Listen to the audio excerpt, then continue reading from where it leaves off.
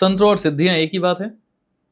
तंत्र और सिद्धियां अलग अलग हैं। सिद्धियां आपको एक खास नक्षत्र में, खास मुहूर्त में कुछ क्रियाएं होती हैं जिनका प्रयोग करके आप कुछ मंत्रों को सिद्ध करते हैं। एक मंत्र को जब आप पुरस्चरण, मंत्र को पुरस्चरण कहते हैं, जब उसको आप उतनी संख्या तक जप लेते हैं जितनी संख्या के बाद उसकी शक्तियां अनलॉक हो जाती हैं। जैसे कि गायत्री मंत्र है, उसका पुरस्चरण 24 लाख का होता है। 24 लाख बार अगर आप गायत्री जप लेंगे तो आपके लिए वो मंत्र सिद्ध हो जाता है।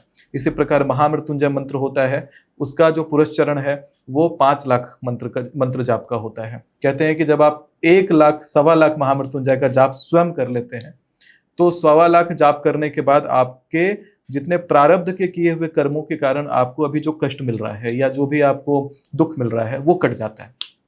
प्रारब्ध का सारा दुख कट जाएगा तो जीवन में दुख नहीं रहेगा। कहते हैं कि जब आप 2.5 लाख महामृत्युंजय का जाप कर लेते हैं तो उसके बाद आपके जीवन में जो चाहेंगे वस्तु, काम्य वस्तु आपको प्राप्त हो जाएगी। आप 3.25 लाख जब महामृत्युंजय का जाप कर लेते हैं तो शंकर जी का सपने में दर्शन प्राप्त होने लगता है नित्य। जब आप 4.25 लाख महामृत्युंजय का जाप कर लेते हैं तो शंकर जी की शक्ति का आसपास अनुभव कर पाएंगे। हर बार लगेगा कि शंकर जी आपके साथ ही हैं, जो कहेंगे वो काम आपका होता जाएगा।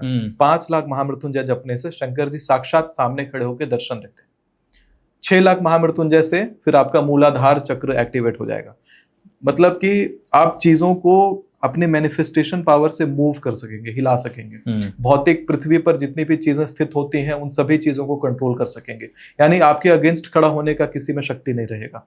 इसी प्रकार 1-1 लाख और बढ़ा बढ़ा करके 10 लाख तक जाते हैं, जिसमें आप एक बार जल तत्व पे अपना, जैसे पृथ्वी तत्व पे काबू पाया, फिर आप जल तत्व पे पाएंगे, फिर आप अग्नि तत्व पे काबू पाएंगे, फिर वायु तत्व पे काबू पाएंगे, उसके बाद आप वाणी तत्व पे काबू पाएंगे और उसके बाद आपको मिलेगा शांति। जो शांति मिलेगा उसमें आप अपने शरीर में नहीं रहेंगे, आप अपने शरीर को छोड़ करके, और आपको दिव्य शरीर प्राप्त होगा। यानी यथाशीघ्र जैसे ही 10 लाख जाप कंप्लीट हो जाता है तो व्यक्ति को कहते हैं मोक्ष प्राप्त हो जाता है। यानी आप ये जो दुनिया का भवसागर का जो मैट्रिक्स है उससे आप अलग हो जाएंगे।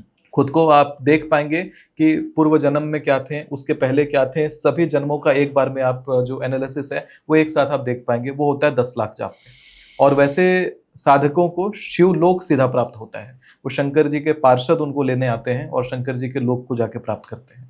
शिव महापुराण के रुद्र संहिता के सृष्टि खंड में इसका वर्णन आता है। अच्छा, महामृत्युंजय जाप की महिमा। क्या सिद्धियों में भी कुछ खतरे हैं?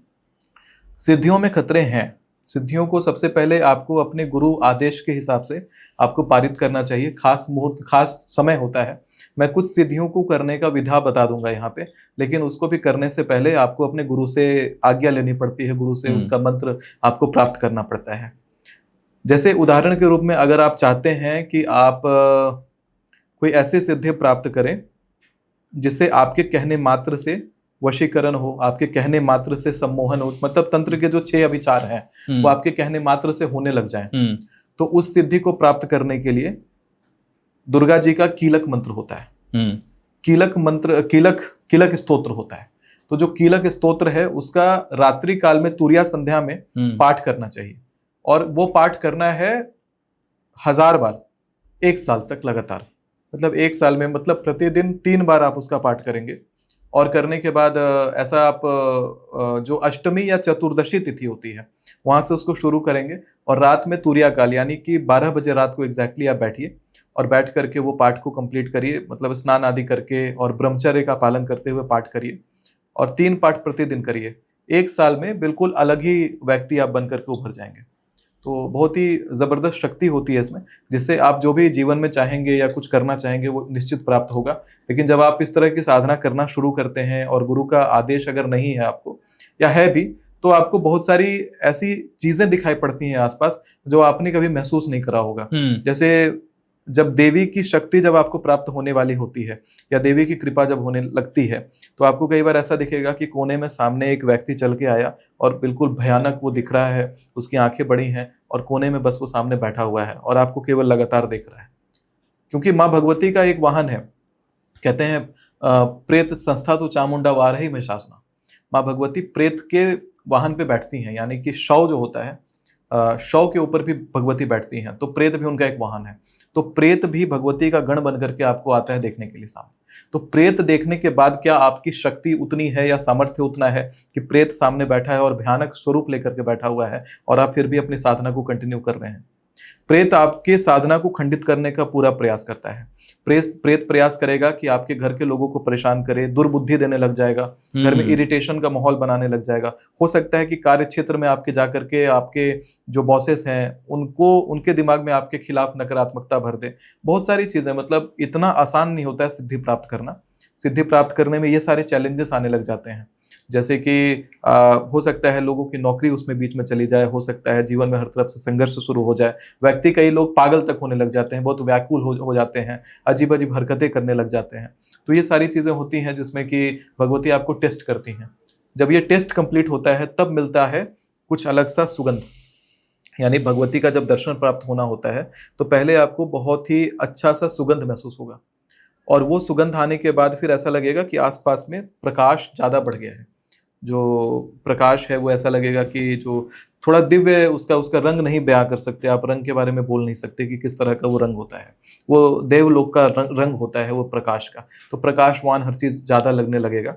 फिर धीरे धीरे धीरे धीरे करके माँ भगवती आपको दर्शन देती हैं।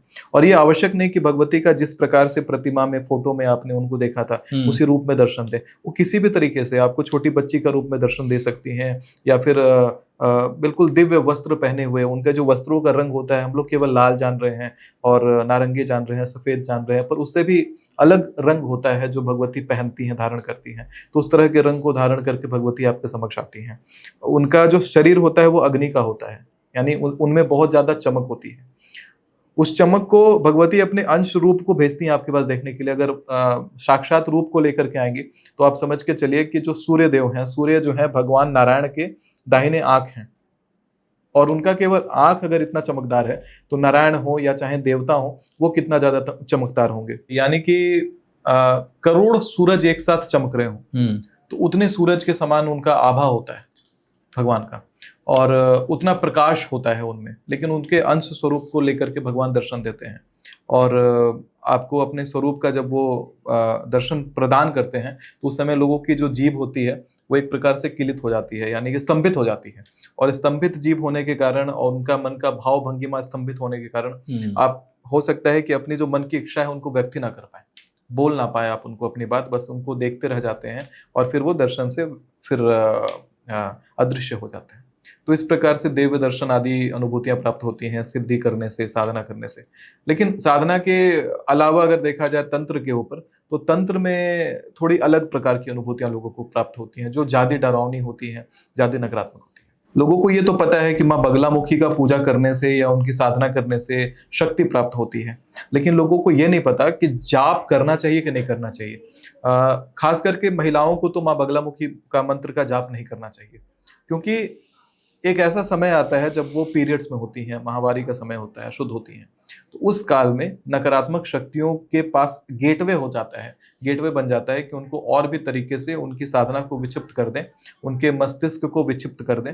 तो कई बार स्त्रियां उसमें पागल हो जाती हैं, उनकी मैरिड लाइफ खराब हो जाती है, उनके जीवन में एक प्रकार से कष्ट आना शुरू हो जाता है, हर तरफ से नकारात्मकता भरने लग जाती है। लोग यही कहेंगे इसमें कमेंट में, अक्सर ये हो सकता है आएगा कि भगवान को तो हम अपने पूरे भाव से अपना माता पिता के समान देख रहे हैं और माता पिता कभी बच्चों के साथ गलत नहीं करेंगे।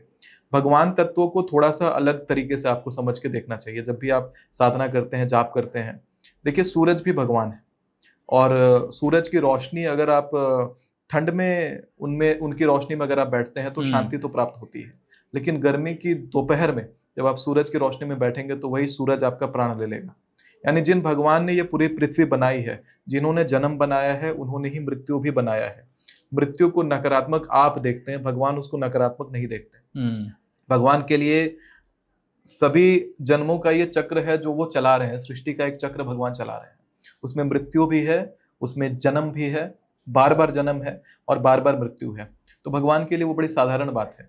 तो आप ये सोचते हैं कि भगवान आपको मृत्यु नहीं प्रदान करेंगे, ये आप गलत सोचते हैं। आप अपने कभी भी तंत्र के प्रयोग, तंत्र के जो मंत्र होते हैं उनका अगर आप जाप कर रहे हैं, उनके अनुष्ठान कर रहे हैं, तो हमेशा ये सोच के चलें कि अगर आपसे गलती होती है, त्रुटि होती है, तो बहुत जबरदस्त परेशान हो जाएंगे।